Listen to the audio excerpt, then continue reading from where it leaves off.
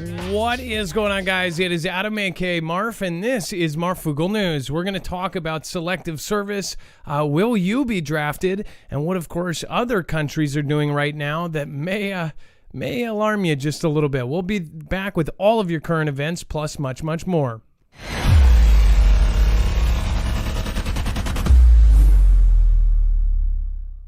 Nothing in the show should be considered legal, medical, or financial advice. The views of the callers can differ considerably and do not necessarily reflect my opinion, Dex's opinion, or anyone else who works with the show. You should always do your own research and consult with professionals. The internet is full of fake news, so please take everything with a grain of salt.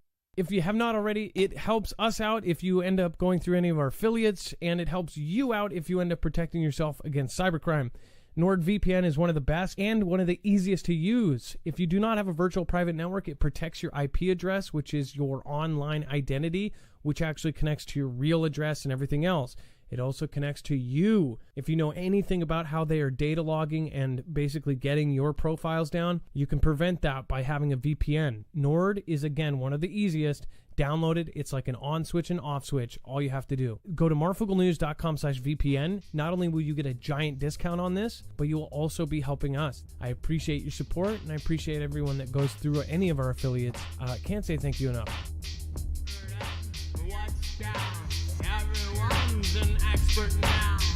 Everybody wears the crown. Word up, what's down? Everyone's an expert now. All right. What is going on, guys? It is Adam, aka Marf, and this is Marfoogle News. If you've never been here before, this is a live show, and we're going to go over all of the current events, plus some things that we heard from Foogle family members, what is being said on social medias about certain countries, and plus, much, much more. Today's show is going to be loaded.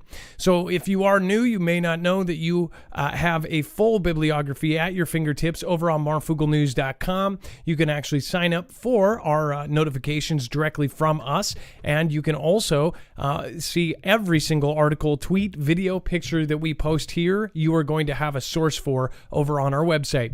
It's very easy to navigate. It is all done by thumbnail, so you will look for will you be drafted, and then of course today's thumbnail, and click on it, and it will bring you to our whole bibliography. Now, everything here is going to be talked about has a source, except for what is going to be stated that is hearsay or speculation or opinion. And then down below, once you hit a yellow bar, that is the stuff that is too hot for TV. That is the stuff that essentially is too far to one direction for us to cover while staying neutral. And we also are going to be substituting a few words here. The best way I can put it is, if you were going to go into battle, would you wear a bright yellow vest or would you wear camo? That's essentially what we do here. We try to substitute every word so everybody understands. But again, if you don't understand, ask a fellow Foogle family member and they will tell you in the chat below. Or if you're watching the replay and you don't have somebody to ask, just check down below. Most of the times, people end up correcting that. All right, let's get straight into it. Let's bring in my co-host / internet brother, Dex James. What is going on tonight and how are you doing? Well, hello, Adam, and hello, Foogle fam. I am doing just fine. So we have a lot to go over. We're going to be touching on what, of course, is happening with the possible start of WW3, the possible draft that may happen, the alternatives to the draft, and then, of course, what Foogle family have been saying about their family in Russia. Yes, we do have, thousands of people that watch the show, and yes, we have people that have family in Russia. In fact, the U.S. is a melting pot of every race, culture, and creed. So we have people that are personally going to be affected by the draft on their side. And then, of course, we'll talk about the draft on our side and some of the weird stuff that has come out. So, first of all, robot slime magnet could save lives by searching our insides. We've talked about all the weird tech and the nanotechnology and things like this, and it creeps people out. It bugs people, literally. It says that this potential treatment may not be for the squeamish. Accidentally swallowed a magnetic ball? Not to worry. Hong Kong scientists have created a state-of-the-art slime robot that can magnetically manipulated to retrieve and inadvertently ingested objects, among a myriad of other real-world applications. A case study detailing the cybernetic cutting-edge invention was published recently in the journal Advanced Functional Materials. It says the ultimate goal is to deploy it like a robot. The GooBots co-creator Li Zhang of the China University of Hong Kong told The Guardian. It says Zhang and his team reportedly concocted the revolutionary ooze by mixing neodymium magnet particles with household detergent borax and resin polyvinyl alcohol, and the first ingredient to it can be controlled magnetically, Reuters reported. It says that they can be coated the toxic magnetic particles with silica to hypothetically make them safe for use inside of the human body. It says the resultant product is a viscoelastic property, meaning that it behaves like a liquid or a solid depending on the level of force applied. Think of a fun-sized liquid metal T-1000 from Terminator 2, if it was built to help rather than harm. Now, it says when you touch it, it very quickly behaves like a solid.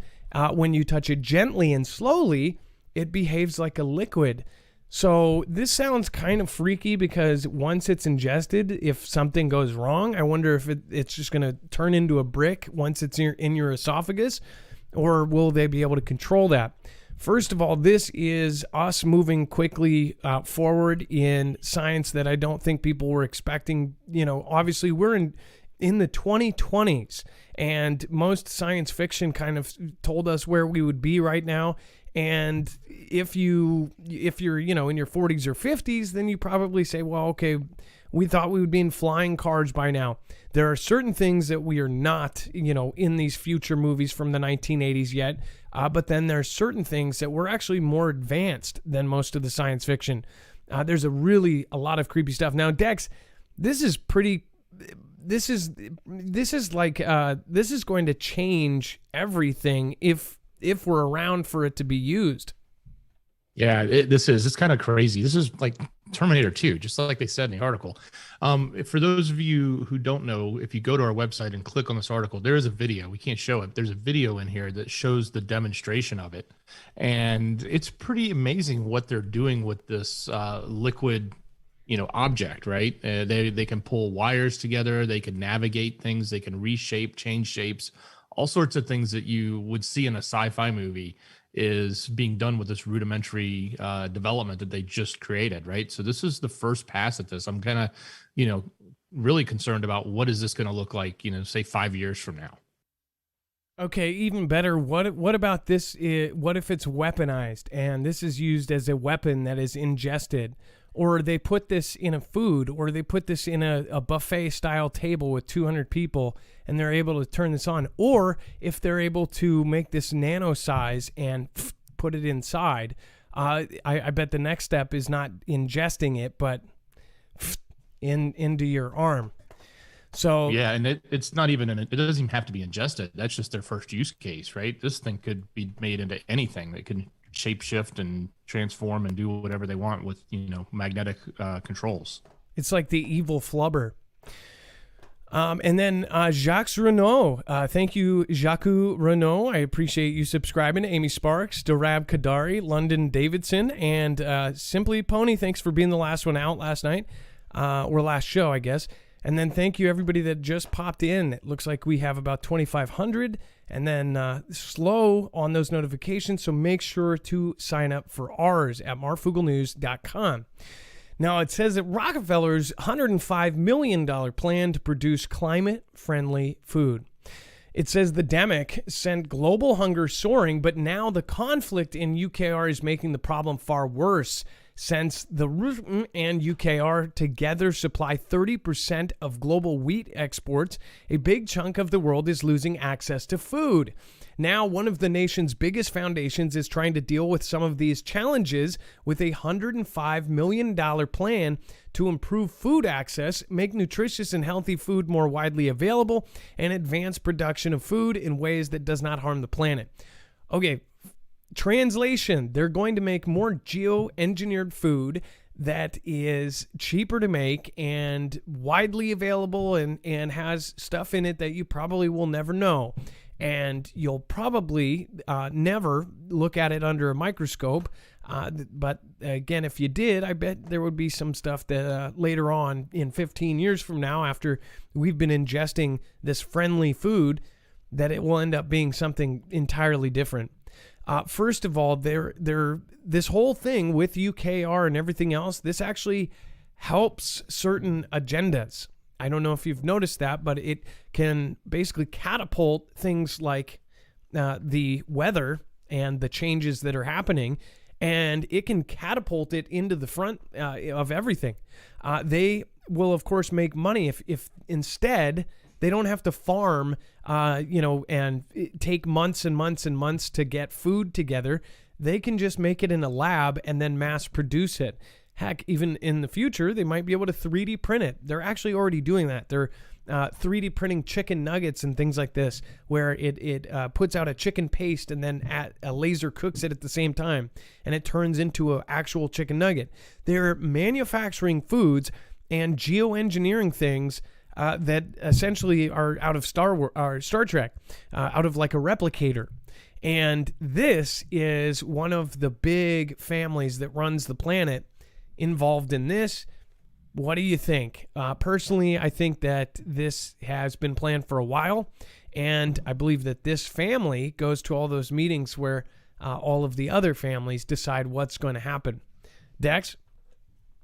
Well, what's interesting is they have they've sort of disguised this. They have four things they're calling out, and the first one is actually really good, at least in my opinion, and I think a lot of people at a high level would agree with it. And it's to encourage doctors to prescribe fruits and vegetables instead of RX when it's appropriate, right? Because it's healthier.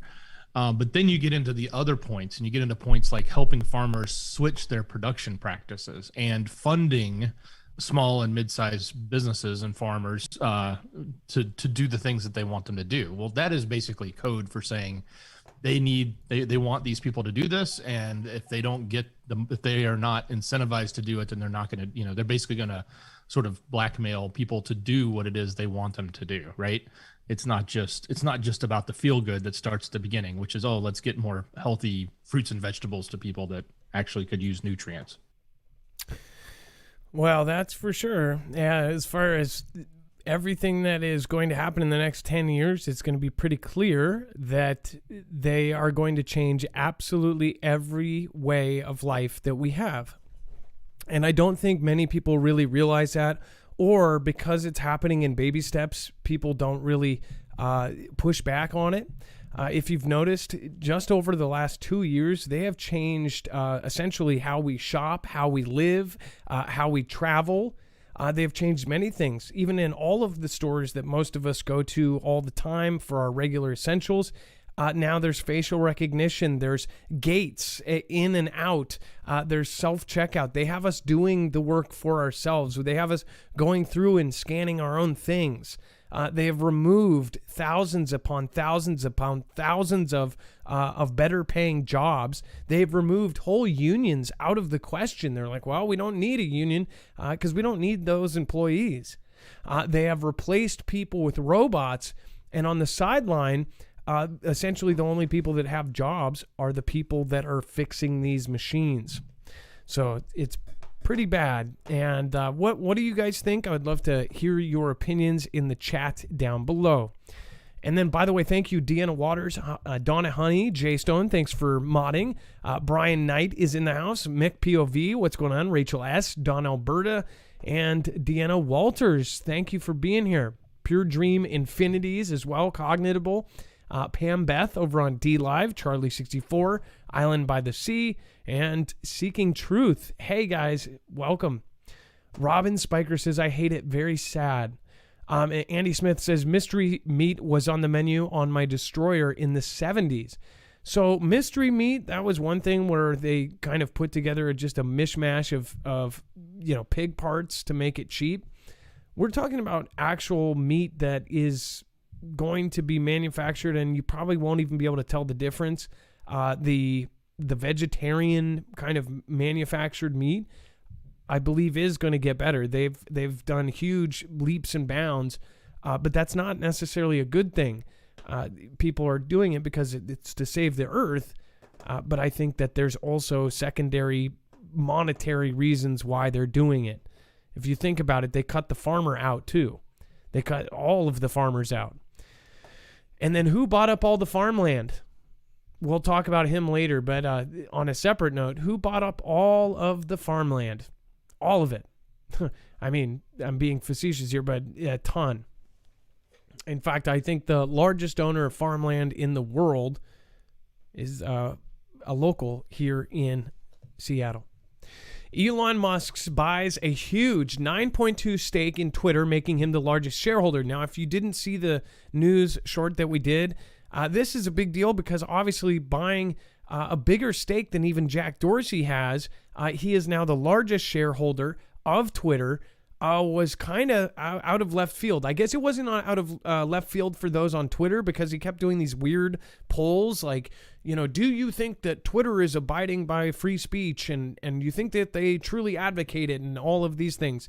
And he said, please answer honestly, and because this will end up being important. And I kind of thought then like, oh, he's going to start his own thing. Now we find out that he actually purchased almost 10%, which is a giant chunk. To put it into perspective, Dorsey owns 2.2% of Twitter. He owns 9.2%, making him the largest shareholder. It says that he recently purchased 9.2% of Twitter stock, according to a filing on Monday, making him the largest shareholder in the company. News of the purchases sent shares of Twitter soaring 22% in early trading. Musk did not disclose what he paid for the shares, but his stake was worth $2.9 billion as of the closing of trading Friday, and $3.5 billion after the spike on early Monday. So, and by the way, he almost made $1 billion as of Dex. It was like over $1 billion, or it was right about $1 billion by the end of today. Is that right? Yeah, it was right around that. Yeah, he obviously made good money on it. And by the way, he made the acquisition before he made those tweets, right? So it was, a lot of people are like, oh yeah, he tweeted, made the price go down, and then he bought. Not true. He actually bought it before he ever made those tweets. He had to disclose it because there's SEC rules when you buy certain percentages, like 5% or more, you have to disclose it. So it had to be publicly disclosed. That's why everybody found out today. And so he bought over 5%, which means he had to publicly disclose it, but he bought less than 10%, which means he is still considered a passive investor. So he's not calling the shots. He's not walking through the hallway saying, hey, put back T-Man on Twitter. He can't, just restore all of the people that were booted off or anything. But he will have some sway. They're essentially saying in the rest of this article that it will change Twitter one way or another. He doesn't have the power to just, change it overnight. One thing that he did do was a poll about doing an edit button. Something this simple is such a huge thing. When I first went to Twitter and I posted something that was, poorly spelled, which I do all the time on Twitter. And if you know how Twitter works, you can't take that down. You have to delete the tweet. You can't edit it. He may actually be trying to advocate for an edit button. What I really think he should be advocating for is putting pretty much every U.S. president on there, including the ones that people don't like, because it's unbelievable that that's even a thing. And by me saying that, there's people out there like, oh, you're this and that. No, I think that every president should have a voice on all of these public forums, just period. I think it's crazy that they were able to literally silence a U.S. president in charge of the most powerful country in the world during his presidency. That is insane to me. That shows you where these tech companies are in the rank of things. And I guess a general just distrust of all these tech companies. It's unbelievable. Gold across, thank you. And then that Gen X dudes, thank you. Is this the equivalent of a rich man's middle finger? I think so. I mean, here's the thing. Elon Musk is a troll. I would say, I've followed from years. A lot of people follow him because he does this random crap.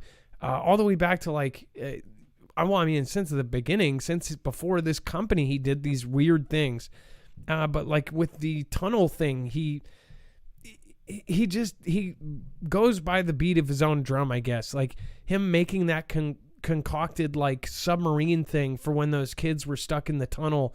It's like if he wants to do something, he's so rich, he just does it. There's very few billionaires like that want to be out in the public spotlight. He is so I think he thinks so much of what people think about him that if there's too many people saying one thing, he'll do the opposite. Dex, what do you think? Well, let's face it, people like him don't throw money away. So this isn't, while it could, look like the middle finger, it's not. Like he doesn't just throw his money around to not make money from it. Now, obviously, he already made money, at least on the paper sense. But, you don't buy a whole bunch of stock, especially at this level, without the intention of doing something with it, whether that, you feel like there's a future for it and you expect it to go up, or he's got a plan. So I guarantee you he's got a plan. I don't know if it's, this is the first step of a potential hostile takeover at some point later by acquiring more shares or finding other large buyers or sellers, I should say, that he can buy from. But, like you said, he is now the largest. I'm talking not just individual person. He is larger than the top institutional holders like Vanguard and Morgan Stanley and BlackRock. They own between 8.7, and 6.4 respectively. So he is 9.2. So he owns more than those huge investment companies have invested in this company. So in Twitter. Isn't it funny? So I expect to see something more from him on that this. BlackRock and Vanguard and these three companies that own pretty much everything of the entire planet, they also own percentages of all three of the main, and all of them profited through the last 2 years. And then now something's going to go down with Twitter. I don't know what's happening. I wonder who he got his shares from too. Like, did he do it? Was it done on the public available shares, or did he go to one of these institutions and buy? Yeah. How would you acquire? That's the first question I asked. I asked you if you knew who bought these things, or who did they buy them from? You can't just go. Yeah. If you went out and just started buying shares because you wanted to if tomorrow Dex said he wanted to go spend $3 billion on shares on this company, and I just went into, a Fidelity account and started buying, the price would go through the roof. There's not enough out there. I mean, there is a lot out there I could buy, but that amount of volume over time just drives the price sky high. So usually something like this, you would think it's either staged over a long period of time, or there's someone who is willing to sell a large chunk so you can do a single transaction. Well, too bad it wasn't BlackRock. And then how, speaking of evil, how BG, and that's what we'll call him, how BG, the big boy, predicted 2022 tech nearly 30 years ago. Dex, do you want to go over this as our tech analyst? Yeah. So, it's not surprising that someone like him would actually make some of these predictions. But this is an interesting article where they go through some of the things that he said, all the way back in 94.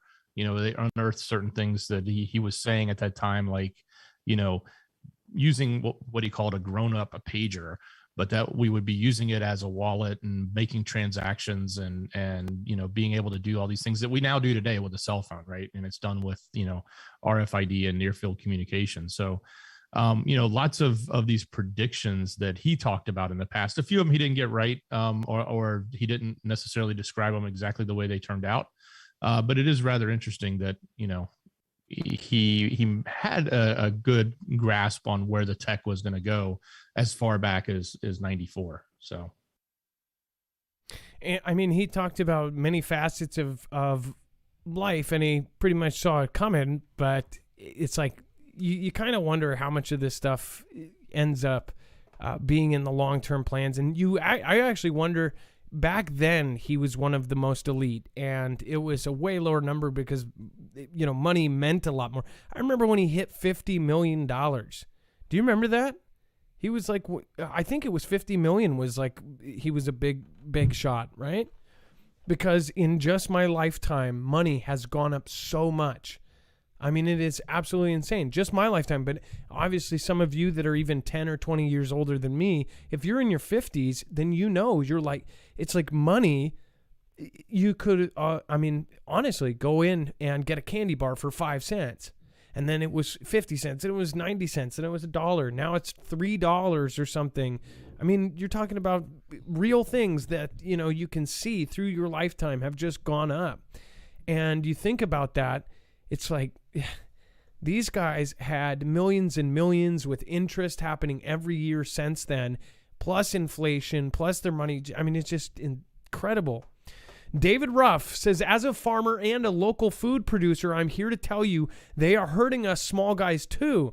Costs are going up. Supplies are harder to get. Support your local farmer. I agree, David Ruff. And one really scary thing is that most of the small farmers are the one that are getting, hit the hardest. You're talking about gas prices, everything else, plus all of the different weather events that are questionable, that are happening around the planet. And then you have whole fields and not yielding results and things like this. And it's like there's no room for an error. One bad year can bankrupt a farm. And it's really bad when you pile on top of that everything that's going on because of this debacle and all of the manufactured crap that is happening. So this is an interesting one. Go over to marfooglenews.com if you want to check it out. We're going to talk about the U.S. warship chased by 2 balls of light, and then we're going to start getting into the serious stuff. But before I do, I want to remind you, if you have not already gotten yourself some long-term survival food, I highly recommend going and checking out My Patriot Supply. The reason why is this is one of the larger companies that did not raise their prices. They have a full stock of pretty much everything. Most of the companies right now, because they were not large enough to survive through the last couple of years, a lot of them are saying that it's like a 4-month wait. They're saying that, they're basically out of almost everything. The demand has skyrocketed, and this company has actually flourished through it. They have really good food. The food lasts an extreme long time. Again, we're talking about long-term survival food, bagged, sealed MREs inside of buckets, ready to store, to put in your basement, to put in your attic, to put in your bunker, wherever it may be, or bury it in the ground. Do what you will with this food. Again, I think that most people understand why now preppers are doing what they've done for years. Most of us have been doing this for years. Now people over the last 2 years have just kind of woken up to the fact that we may not always be okay. And that the country that we live in, it's the biggest country or the strongest country or the most first world country out there, it can flip in a second. And I think people are starting to realize that. I think that also people are realizing history repeats itself, and we're watching it happen. So if you want to get prepped up, this is a good way to go. They have just an absolute amazing package that they put together for the 1 month and the 3 month. If you do the 3 month through us, you will get $150 off, and you will be helping the show at the same time. Otherwise, though, they have all sorts of other stuff. If you don't want to go for food, you can also go for water filtration. There's gadgets, there's power banks, there's power options, and there's also even iodine pills. Even if you get a $5 purchase from there, they end up sending us a small commission of that. So you're basically not paying a dime more, and you're helping our channel at the same time. But this is only to the people that are trying to prep and actively looking for somewhere to go, then do that. But if you do not have the funds to actually do this, then I'd highly recommend doing things in a little bit at a time. I've been saying it every show. Make sure to get a couple extra waters, and I mean literally a couple gallons, whether that be 60 cents or $1, or if you want to do a 5-gallon jug and save money, every time you go to the store, you should be getting extra water and storing it somewhere. Also, an extra can of food, even just one a week, it's a $2 or $3 can of food, that ends up piling up. Again, make sure to check and look at what your last in, first out kind of thing is, and make sure that you're rotating them. But a lot of that canned food lasts years. You should have that done already. We've been telling you for now 3 years, and we also told you before CV. We told you 4 months before that to stock up even on things like, the covering. So I hope people listen this time. A lot of you did last time, and we ended up having a lot of people thank us. We are just glad that we were able to get a heads up before that. It is my firm belief that this is going to get 10 times worse, and it's better to be prepared than scared. So, marfooglenews.com/prep. Thank you, everybody that goes over and supports, / everybody that's thinking ahead. And then U.S. warship chased by 2 balls of lights, UFOs that dodged anti-drone tech. It says a U.S. Navy warship that's shadowed by 2 car-sized balls of light were unaffected by anti-drone weapons, it is claimed. It says the USS Kearsarge is the latest vessel to have reportedly had a UFO encounter as the U.S. military begins to open up about the mysterious phenomena. It says that documentary filmmaker Dave C. Beatty, who produced 2019 film The Nimitz Encounters about the famous 2004 U.S. Navy encounter with the Tic Tac object, revealed that the reported sightings from October of 2021. It says at least 2 objects are said to have lurked near the 40,500-ton amphibious assault ships for several nights while it was on a training exercise off of the east coast of the U.S. The phenomena, described as sources familiar with the encounter as odd and menacing balls of light, are said to have been following around half a mile behind the ship and around 200 feet above the ocean. Mr. Beatty was contacted by now retired U.S. Marines officer named only as Mark regarding the strange episode. It said that Kearsarge had been training at the time ahead of overseas deployment, including the systems designed to take down enemy drones. The weapons included anti-drone Ghostbusters-style backpacks and systems mounted on vehicles. It says that pictures from the ship's public Facebook page reveal that they had these capabilities on board at the time of the alleged encounter. So they could not lock on. It said they could not gain thermal targeting lock on them, and that these things were up there. One thing I think of is that these were amphibious assault ships. There has been a really, really super weird history over the last 2 years of not only us, but Xi and his force, and of course the Syrian IDF, I want to say IDF forces as well, of their assault amphibious ships catching fire. So I wonder if this is something to do with that, if these are actually some of Xi's new tech that they can't figure out yet, or if these are legit UFOs trying to intervene in a conflict and screwing with our navies on both sides, maybe. Who knows? If you know what I'm talking about as far as the Chinese assault amphibious carrier that was in port, just sitting there in port, not at battle, caught fire and stayed on fire for about 4 to 5 days. A few months later, it was just magical. A U.S. amphibious assault carrier, both a very specific kind of ship meant to actually be able to unload boats and ships out the back. It's kind of like basically a big hole in the back of it to unload things.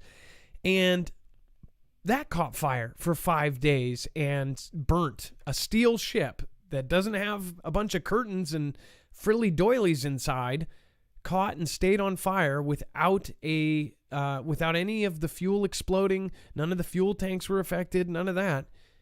Just caught fire and stayed on fire for 5 days. Just so happens both were amphibious assault ships.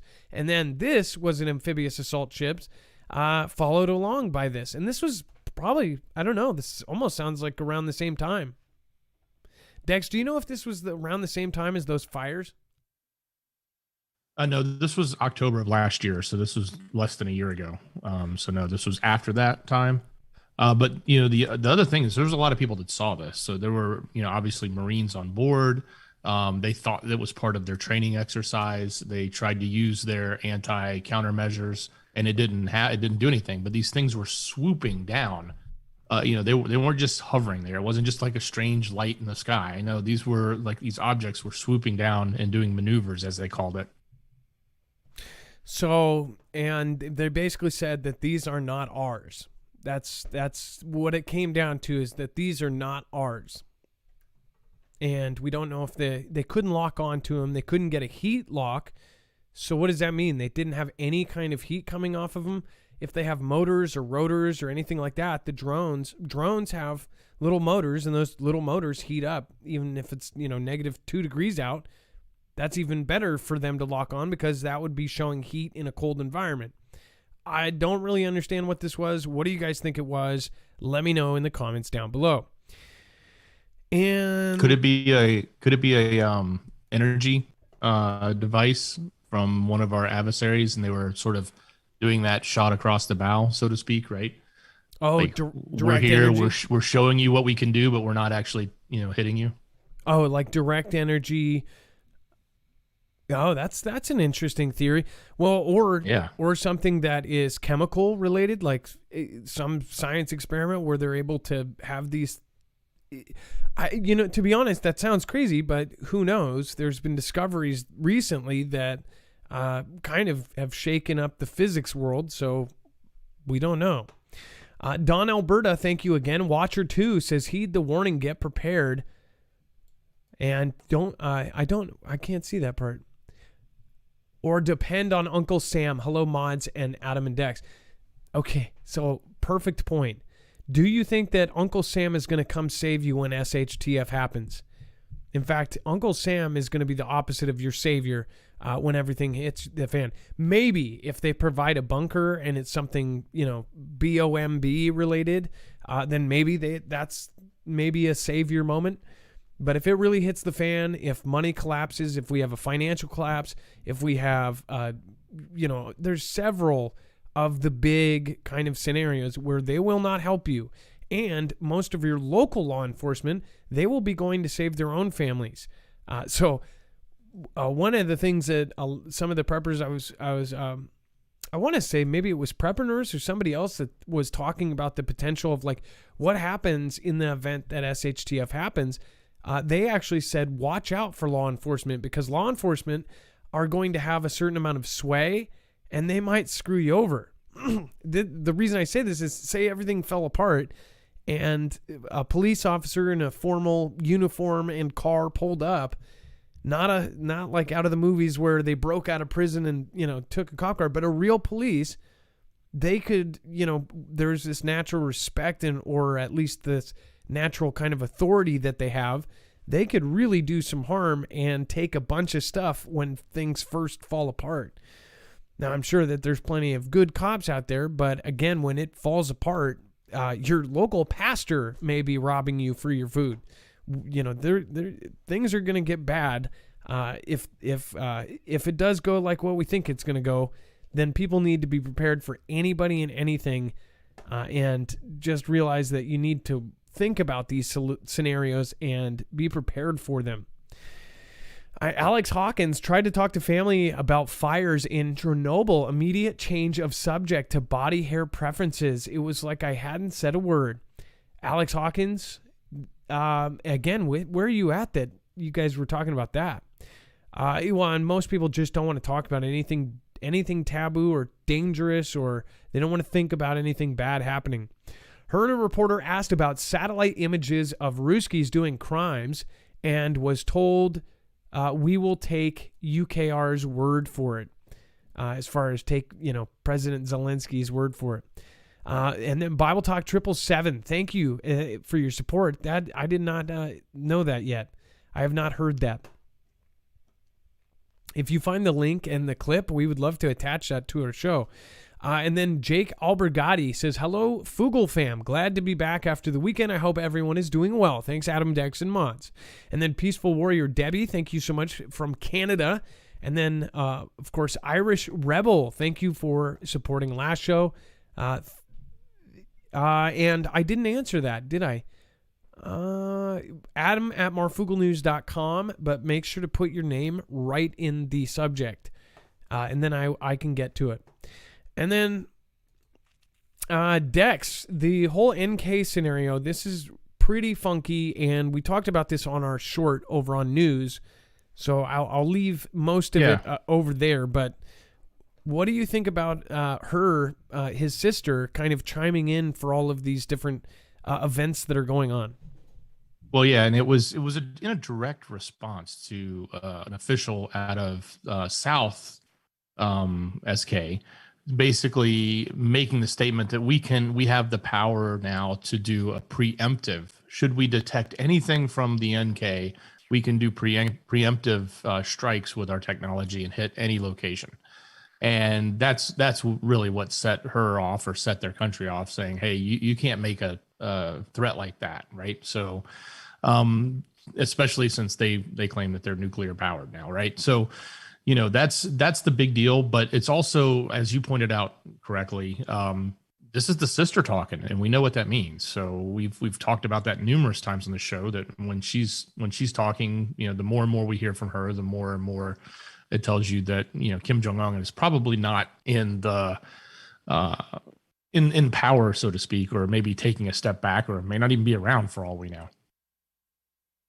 I don't think he is, and it's been now basically 2 years, and he's kind of out of the picture. Like, why? What happened there? When he went under the knife, did something happen? Did he pass away? And think about how much that means to their country. He is looked up to as a god. He's supposed to be invincible.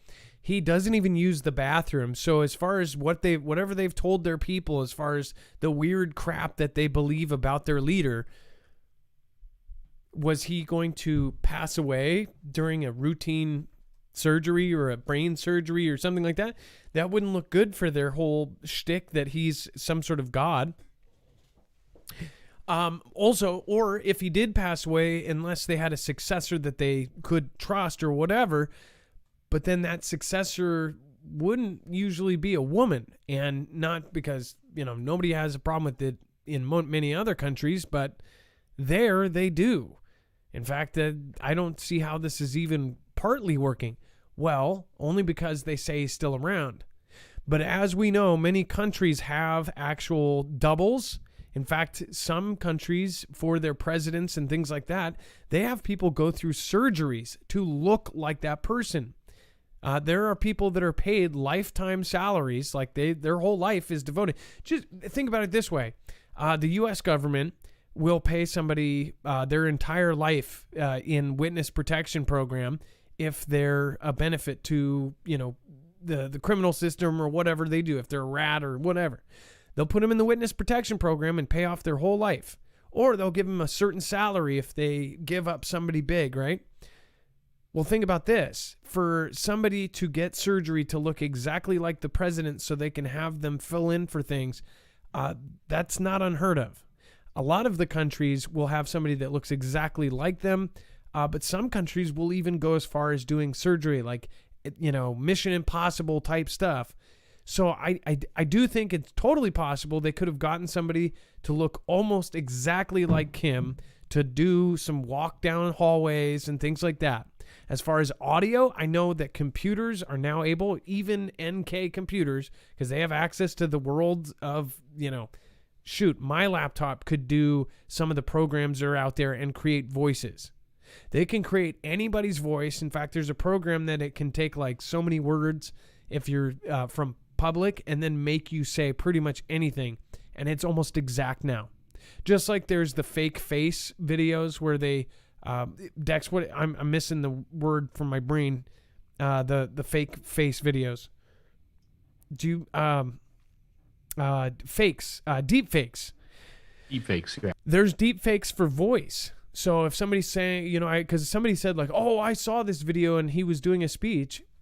Was it timed? Was it dated? If it was like, oh, well, he was talking about St. Patrick's Day. Well, it could have been St. Patrick's Day from 4 years ago.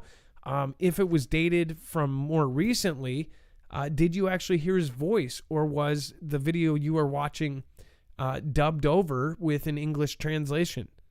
That's what I wonder. I don't think he's around. I just don't. Why has his sister been in the picture ever since he went through that surgery? And they said he was dead for a minute, and the reaction from that was it shook the world. But then they pulled it back. They're like, oh, crap. And then they pulled it back and said, no, he's fine. And then they said he was a vegetable. And then they said, oh, he's fine and he's recovering. I don't think he recovered, and I don't think he's normal. And his sister is manipulatable. Maybe his sister freaking put something in his drink. Who knows? And then it says, halt cooperation over International Space Station. I'm kind of done hearing about the stupid space station. But, there are some of you that do find this important, so we cover it. As far as the space station goes, I think that this was already planned to be kind of replaced or outdated anyways. I say don't... If there is something where we're working with our adversary, stop working with our damn adversary. Call it what it is. There's even another story here in a second. Like they were talking, from their side, they were saying that we were importing fuel from them. Again, it's like, if you're going to be an adversary, be an adversary. Don't do this whole, support each other here, but over here we're fighting. It's a bunch of cinematic, it's a theatrical show here. It says that their space director said on Saturday that the restoration of normal ties between partners at the ISS and other joint space projects would be possible only when Western sanctions against Moscow were lifted. It's probably not going to happen. And from what we heard, especially from some of our higher-ranking military officers in the Fugel fam, they said that these sanctions are there to stay, that they've been told that these are permanent, and that they are not getting along, and they are told to expect a long-term conflict with that country and G. So that is what our military is. That's at least what they're being told. Teresa Chevalier, thank you so much. Massive support. Teresa, hey, you didn't have to do that. Thank you so much. Thank you for supporting Independent. Again, thank you, and thank you. Over on DLive, thank you everybody that has popped in. It looks like I did. Let's see here. I did miss a few people. Thank you so much. And it looks like Johnny Fry Guy. What is going on? Really, thank you for gifting out badges. Bling it on Grammy. I worked at HP in the early days. Anything is possible. Yes, it is. And then punch the checkout screen to provide jobs, says Lead Dispenser. What about the Signal app? Watch SpaceX live vid. Laguna Berry.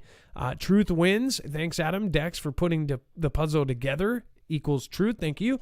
Uncle Sam can kiss my ass, says Lead Dispenser. You just typed in and you're now on a list. Isn't that easy? It's so easy. Lead Dispenser, thank you for the sub. Badger1, that is awesome. Roaming Wolf and Karen from Columbus and everybody else over there on DLive, thank you guys for keeping the Fugel fam over there alive. I appreciate you guys. And Dex, let's have you go over the hackers and the 900,000 emails. And it sounds like this was a pretty big hack. Yeah, so this is very similar to the last one we talked about, where they went after the one of the central banks in the banking system, and they got a lot of information out of it and then exposed it to the world. This is happening to one of the Bears' state-owned media corporations. So they basically, somewhere in the range of 20 years worth of communications, and it's like 900,000 emails and other data that they got, and it's all being made public. So I don't know yet what's going to come from that data, if there's really any, smoking bang, so to speak, inside there. But time will tell. I mean, we'll see it, unless we can see it with our own eyes and translate it ourselves, which many of us can't actually do. Without relying on some other technology to do it. But we'll have to see. We'll have to see what comes from this. This is kind of a big deal. It's potentially, just like in the banking side, there's going to be a lot of intel that could come from that. There could be a lot of intel that comes from this media company and who they talked to, what did they plan, what were they told to do, etc. And they're saying that they put out 786.2 gigabyte file of emails. If you know how a typical email file is it's going to take kilobytes, right? So we're talking, that is a huge because, you know, a gigabyte of video or something isn't that much, but we're talking about text here. That's a huge, just a ginormous file. They're making it public as a torrent file, so you'd be able to download this, say back in the day through like LimeWire, right? Or I guess that was more recent, but kind of like how Napster or BearShare or any of those torrent sites, right? They are making it a torrent. That is just... You can blow through just about half of your entire bandwidth allotment from your cable company on that one. Yeah, that's a lot. But also the thing to think about though, if you have dirt on somebody, I'm surprised they're probably going to use parts of that to. That's the thing though; they're just making it all public. Or do you think that they held back ones that they could use to blackmail people or do something else with? I don't know. For them to do that, it would probably require a lot more time. Like this would have been something they would have acquired a long time ago and then sifted through it, right? So I have a sneaking suspicion they just grabbed it and then dumped it. Yeah, I don't know. That's pretty nuts. Moving on, if you have not already, so we actually had our power go out for about 2.5 minutes today, and I was kind of I for the first time ever, I was kind of excited about it because we are now fully set up, so it won't change anything. My wife was even tweeting about it, and she was kind of impressed. Normally, when our power flickers, we're worried about it. But now we have an energy generator with solar panels, so we're pretty much set up, at least for a few days until, again, I want to get more batteries for this. If you do not know what an energy solar generator is, it's basically an expandable solar generator that you can add more batteries to. Now, when you usually get a solar generator, it's just one box, and when you buy it, it's whatever capacity that main generator is. The coolest thing about energy and why they are so coveted and why there's even a waiting list to get one is because these are so flexible.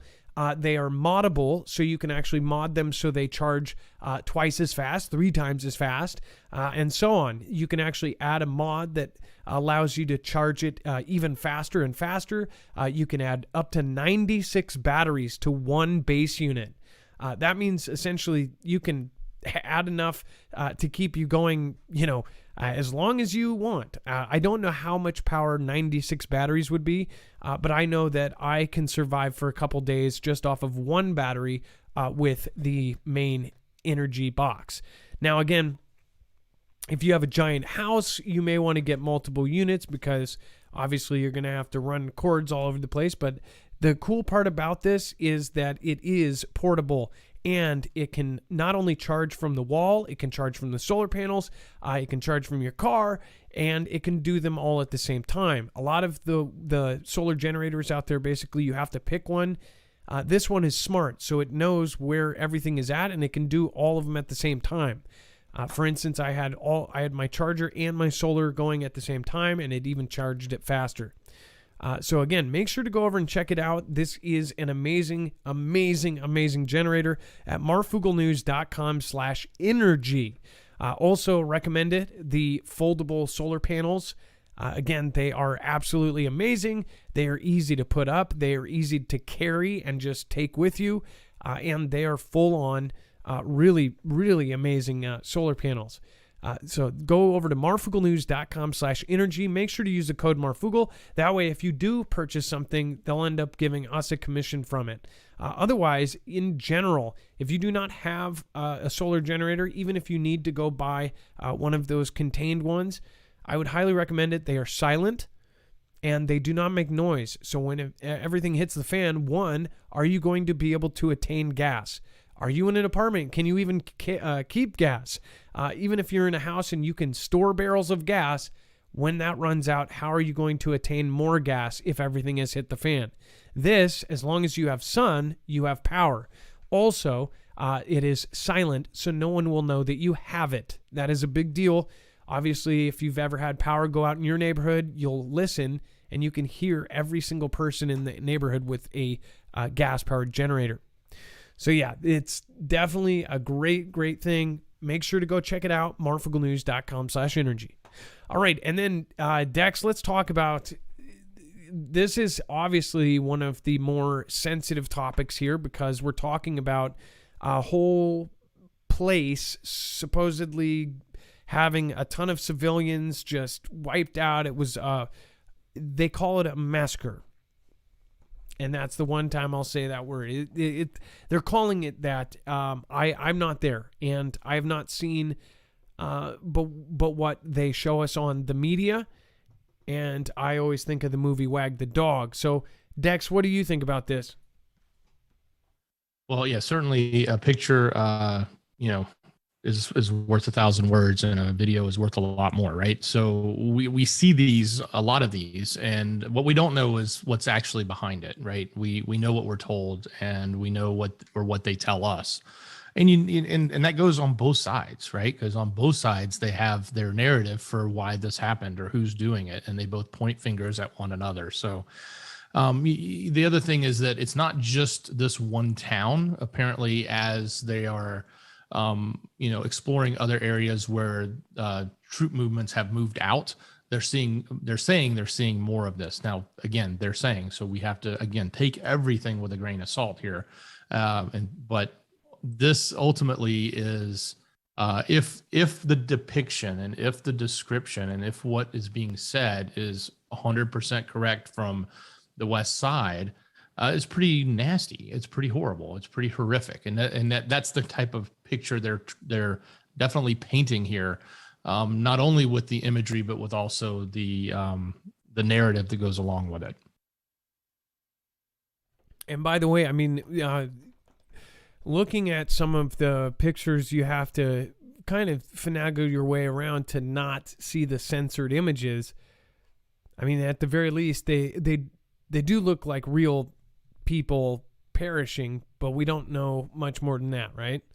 I'm not an expert on what UKR looks like from somebody who lives there, but one thing that somebody pointed out is it's always like one, right? It's always one here, one that it's we're talking about nation states, so they have budgets to do certain things, right? As far as when they go in and they come out and they did this, if they did this, that's one thing.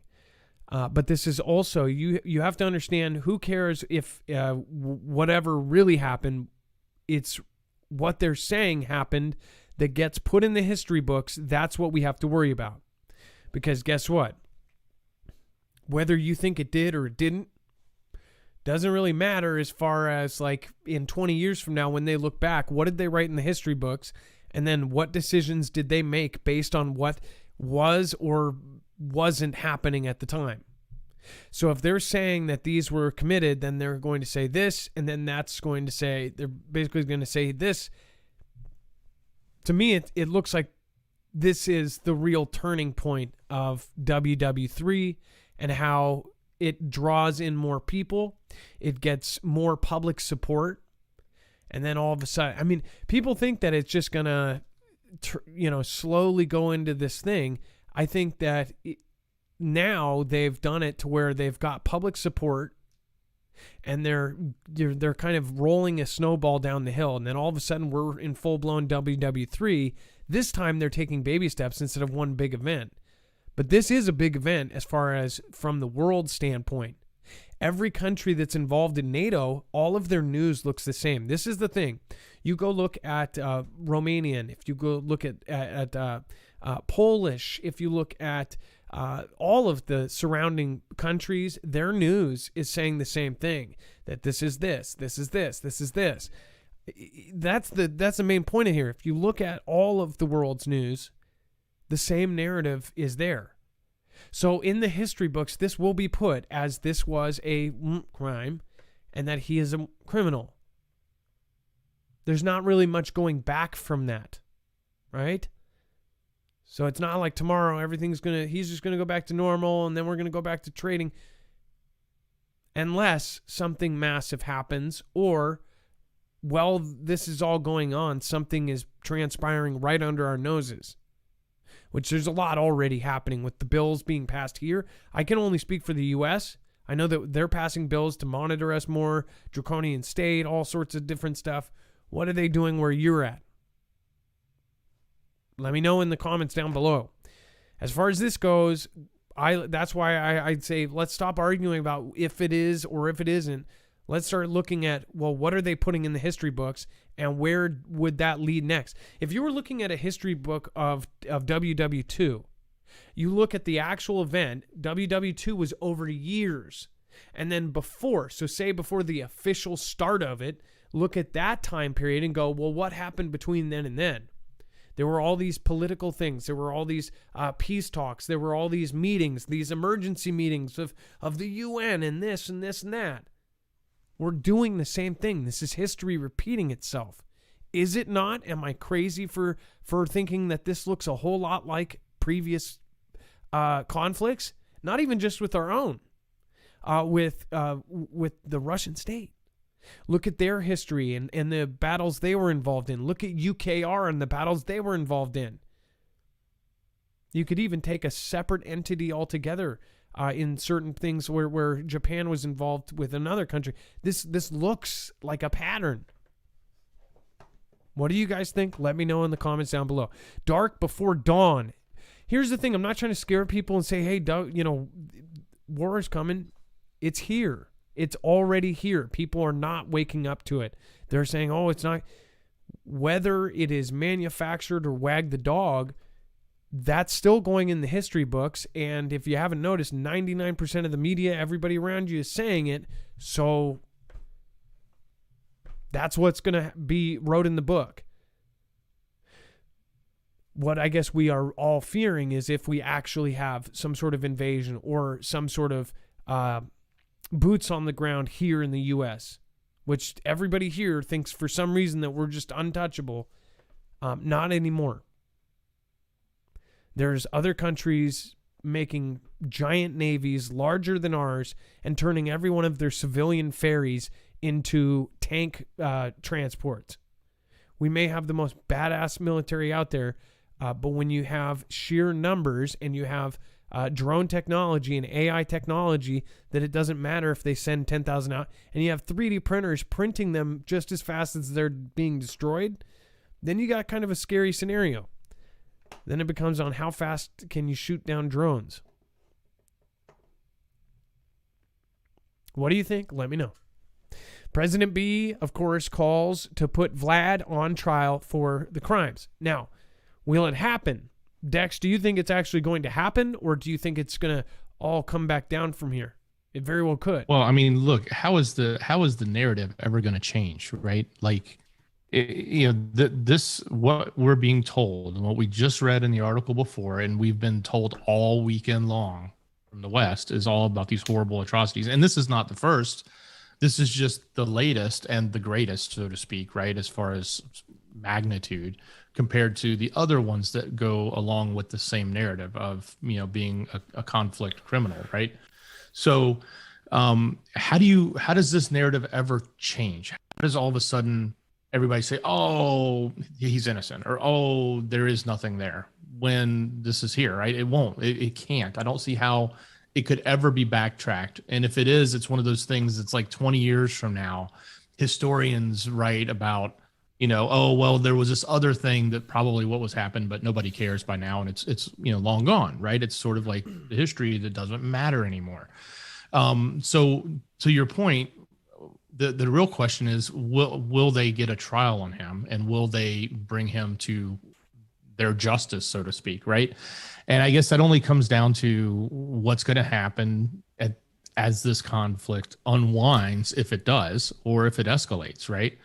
And what is his position going to be? Because if there's a point where this escalates, then obviously conflict will take a totally different role, and there may be some scenario where he is captured like others, and then you would have that opportunity. And if he's not, then I would imagine things like sanctions and all this other stuff will survive for a very long time. And it could really harm that country to the point where they may root him out because they don't want that. So I go back to, how would this narrative ever be reversed? It's really difficult when you think about these narratives. I mean, you just go back to the narratives we used in the ME in the first and second, Gulf things, right? Some of those narratives now they've been rolled back, but they never were when it mattered, right? Yeah. So, it doesn't matter. There's no going back from that. Another thing that I think of is as what happens to somebody who's convicted. So somebody like Saddam, right? Wasn't he convicted of from his own country of kind of the same thing, or how did they take him out and take him out back, so to speak? Or what about Gaddafi? Gaddafi was a different case, right? But I believe Saddam was hung. Taken out, right? Yeah. So in different ways, but yes. But Saddam, actually, he was like brought to trial and they said, you're going down. Would it be something like that? Like what if what is the punishment for being a criminal? I guess then they decide on the punishment or? The UN actually does have some form of detention units and different types of UN administered, jail systems that they have around the world. So I guess something like that could be used in one of their locations if they, found somebody that way, or they could find them, where it's not a detention and it's an end of life type scenario. Man. And then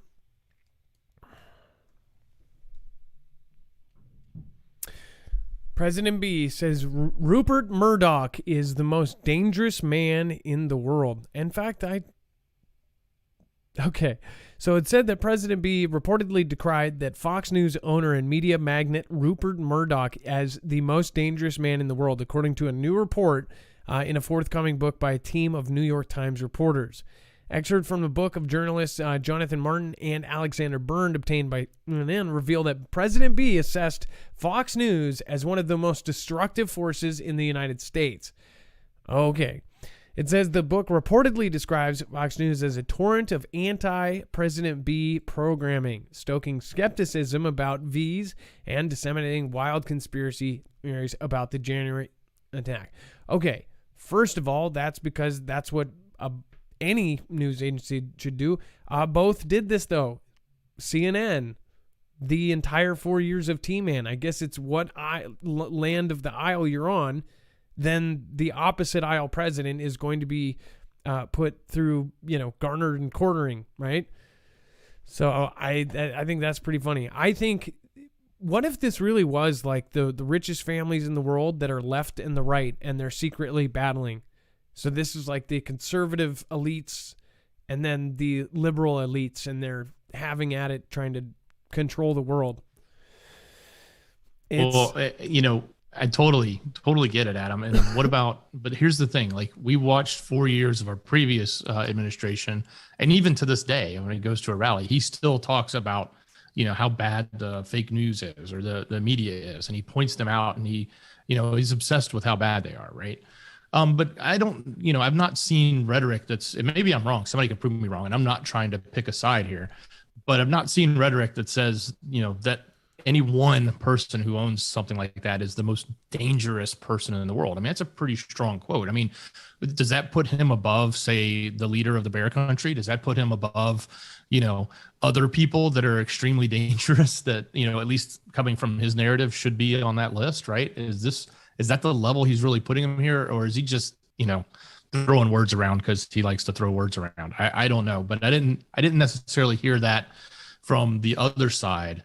Taking it to that level, just saying, hey, it's fake, it's stupid. They say the wrong things. They don't say the right things. They don't cover the right things. They don't turn their cameras around, or whatever it is he wants to say. But this is kind of a big deal. And it also, I go to the quote you like to talk about, Voltaire, like whatever they tell you not to listen to, man, go listen to it. So if, one side is telling you don't listen to that side, well, go listen to it, and vice versa. Right. So always pay attention to what they don't want you to hear. Yep. Always pay attention to whoever you can't criticize. That's probably who's running things too. All right. And then, okay. So we can take part of this speculation and part of this. I believe that it will I think this will come out. because we've already seen some evidence of drafting in Russia. But also, we, of course, have some things going on here. So, first of all, Foogle fam that have direct family in Russia, they receive welfare. So, they're welfare recipients. Also, one of the family members was also part of the, essentially the city or whatever, worked for the city, worked for the government. So, they have like a pension type thing, but it's not called that. And they have their welfare. They're on basically welfare. Apparently, it's been going out through the welfare system that they said that essentially they're telling them, be ready to be drafted. Why would the Russian welfare system be telling them to get them ready to be drafted? And they're saying essentially age may not matter. So everyone needs to prepare. And this would be going throughout the same system that they're receiving their checks, receiving their money from their welfare. They're basically telling everybody to get ready. Sounds to me like something's going on that we may not know about. We do know that they did say that they we did confirm some of Russia is getting drafted, correct? 140,000 or something? On Friday they started their 134,500 conscripts, and yes, that's for their draft. That's Friday.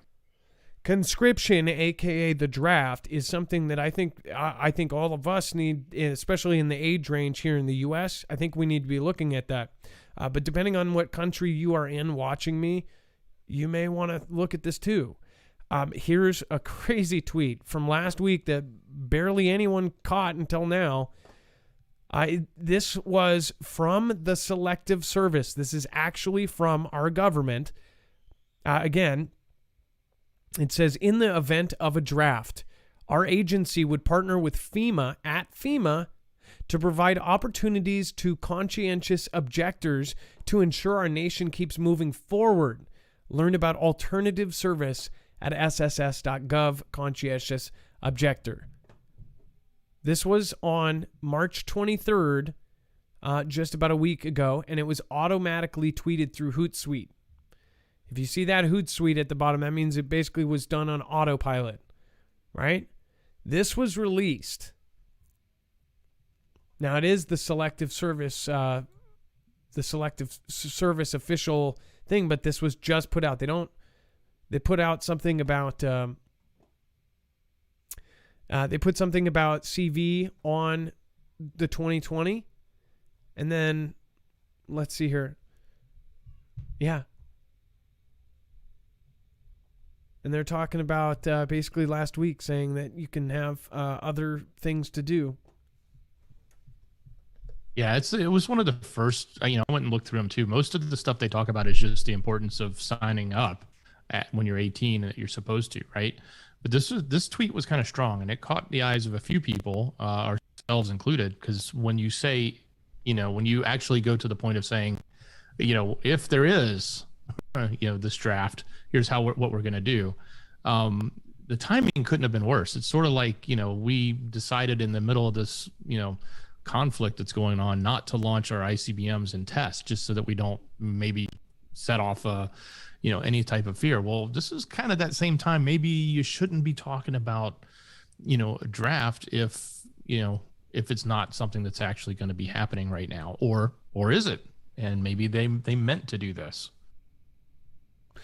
They are actively really trying to push in their spending. Did you see the budget went up? They're actively trying to get everybody to register. Their registration, the advertisements, just like this. They're doing a bunch of them. I mean, a bunch. It says, in the 30 seconds it takes to read and share this message, a young man between the age of 18 to 25 is already registered with the Selective Service. See how registration applies to you at sss.gov. And remember, they added they tried to add women into the bill. And Dex, can women be drafted as of now? Not yet. Not yet, but they've added that in. and they want women to be draftable, which it wasn't, and it wasn't pushed from like a narrative of like, hey, you know, we want women to be equal. It wasn't from that angle. It says, in the event of a draft, our agency would partner with FEMA. So they're actively working with FEMA, I'm assuming. And that's kind of freaky too, because look at what FEMA's doing to provide opportunity. So if you're a conscientious objector, you would go work with FEMA and you would still be able to basically fill out your services. So that was on the 23rd. I wonder if FEMA ended up putting anything out. Huh. I'm maybe mincing little issues here, but the State Department made a change to passports where you could not have a gender, right? I wonder if that logic applies here. I don't know. Just incredible.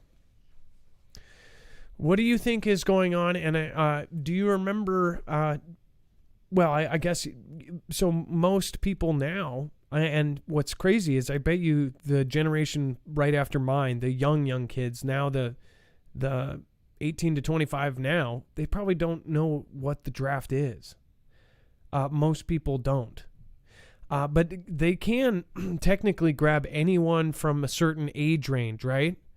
Dex, do we know what the age range is for the official draft? No, I do not know it off the top of my head. I can look quickly.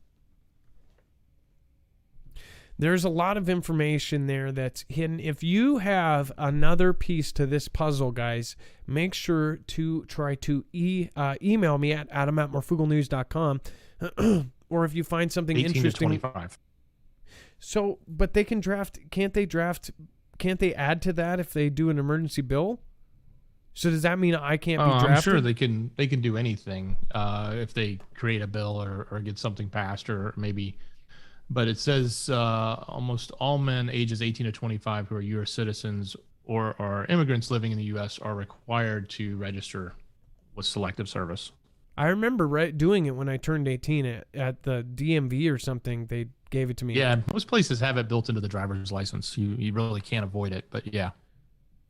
So, but I wonder, can I be drafted as a 35-year-old? I wonder if they have changed that at all or what. And if they looked at this generation and they said, hey, there's not enough guys, or what if it is strictly 18 to 25? And if they did that and they said, hey, 18 to 25, okay, that our pool's not big enough, we need to add women in. That would be an interesting. Our birth. It's up to 35. Our now. birth I'm right. Looking, oh, great. Yeah, so it's 18 to 25 is 18 to 26 is required to register, but service and training can be called up until age 35. Okay, I need to wait another year. Okay, guys, don't kick this off until 2023. I don't know. I think this is. I think I would personally. I don't know. It's this is such a complicated mess. Would you, I guess, would you want to be drafted? And obviously, most of us would just go, right? But what if you knew the crappy reasons why? I know that NAM, anybody that was in the previous one, they definitely disagreed with that one. Dex, do you want to go over the web only? We've got a ton of stuff there. Yeah, wow. Yeah, so the weekends always come in with lots of craziness from the part of the show we just can't cover here. Either it's too hot for TV, too far one to one side, or very political. It is over on marfooglenews.com. Click on the thumbnail for the show. Open that link in the description. It says show notes. It's usually the first link right there. You can find out everything else that's going on. Tons of politics going on, obviously, and we're going to see that going up quite a bit as we head into the back half of this year. Some new endorsements, some new things going on, and actually a lot of information coming out and continuing to come out around, who was involved and what's going on with that laptop and what may or may not transpire over that. More Disney updates. We talked about them last week, and there's more still coming out, and it doesn't seem to be ending. And there's a person in Germany who did the craziest thing for money. I would never do what he did, but you can find out exactly what that is. Go to marfooglenews.com, click on the thumbnail for the show, and scroll down to that web-only content. Get the rest of the story, everything else you've been missing that we couldn't cover here today on the show.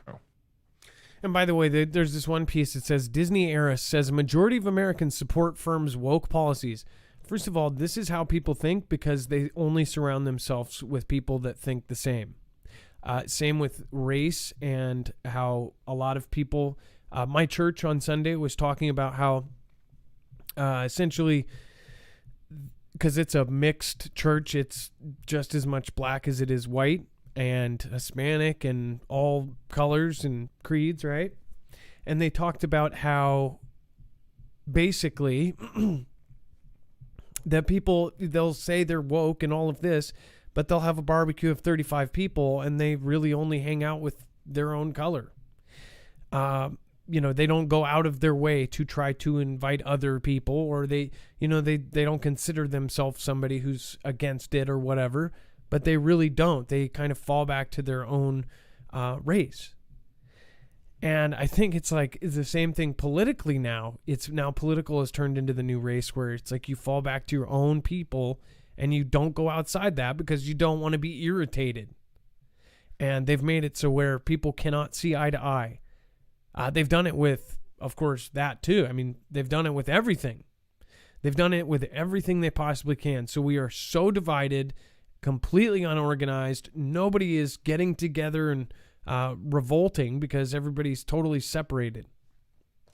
What do you think? Let me know in the comments down below. Thank you for everyone that popped in tonight. Special prayer going out to Gone Girl. Hope you're doing well, and I hope you are doing better. And then, of course, we have Jake Albergotti. Thank you, a newer Foogle fam that's been hanging out and supporting this week. Thank you so much.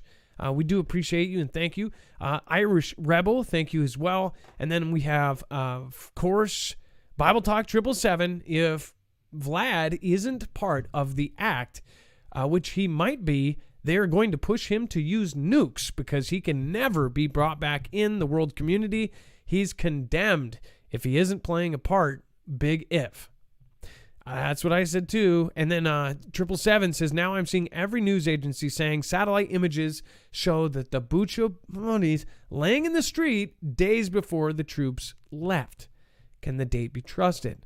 I don't know. And that's why we usually wait until we have everything. But watch, things could be turned on their side. Don Alberto, Be Real Beast, Survival Living. If you guys haven't checked out Survival Living, he is a really great guy. He has gone through everything from scratch on his channel, every kind of scenario, and he's trained in survival. He's a great guy. You guys need to go over there and get some of his tips. He definitely is very smart. And then Teresa Chevalier, thank you so much for your support. Dex, thank you again. And then Irish Rebel, thank you as well. Again, make sure to put your name in that email. All right, Dex, have a great night, guys. It's time for the shoutro. It's not an outro. It's not a shout out. It's a shout. It's a shoutro.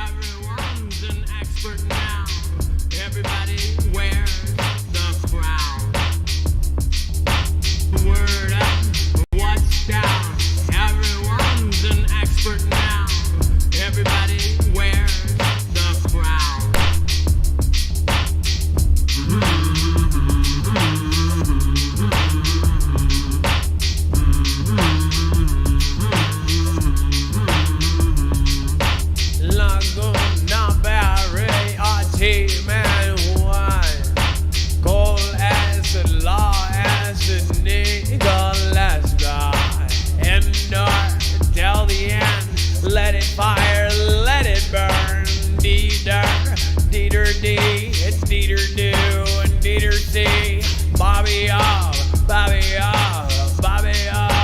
Joy, the Crusader, Lord Andrew, and rest of you destroy.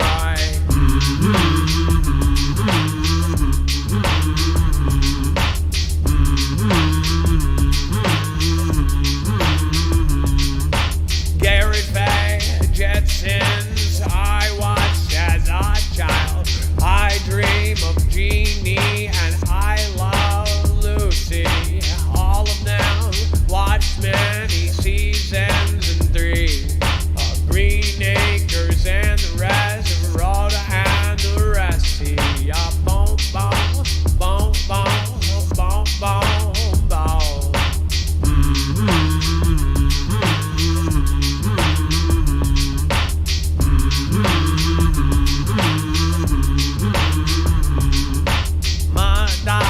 Yahoo, Charlie Proverbs, Weird Eye, and Bam, Marty, and wow.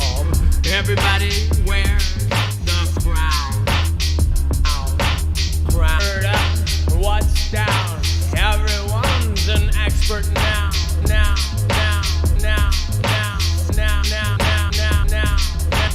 Word up, what's down? Everyone's an expert now. Everybody wears the crown. Word up, what's down? Everyone's an expert now. Everybody wears the crown. Charlie, a 64, simply pony, all aboard. Lord Andrew, Stelmo, Chastain, I've got it gold. Lord Andrew, do, one on B, and you, God Soldier, D, Ilea, and Mr. C,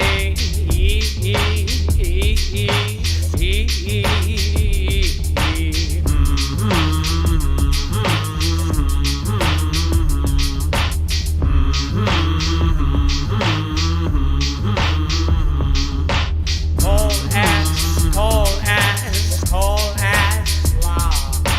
Bring down all of them jaws. Everybody wears the crown. Word up, what's down? Everyone's an expert now.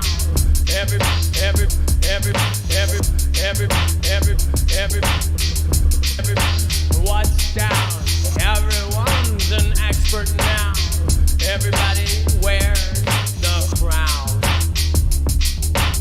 Word up, what's down? Everyone's an expert now. Everybody wears the crown.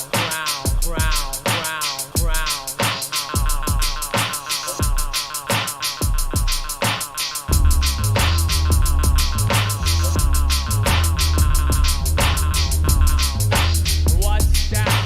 Everyone's an expert now. Everybody wears the crown. Loads of boys in the major seat. I got the date on the 78. Thanks for all the research, Saudi and the Tennessee transplant.